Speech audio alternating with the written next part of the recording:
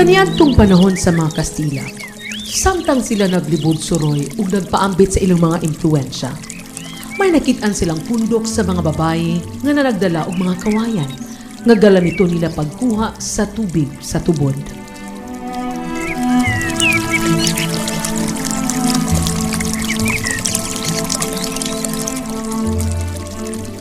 Sa katingala sa mga Kastila, ilang giduol ug gipangutana ang mga babaye ug unsa ang ngalan sa ilang lugar, pinaagi sa pagsulti sa ilang lengguwahe.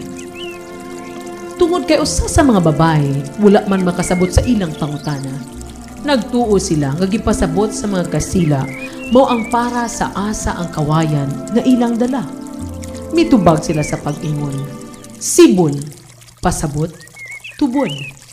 Namatikdan usab sa mga estranghero nga abunda ang lugar sa tubod sa tubig nga mao'y naingnan ang pangalan nga hinuan lugar sa tubod o Land of Springs.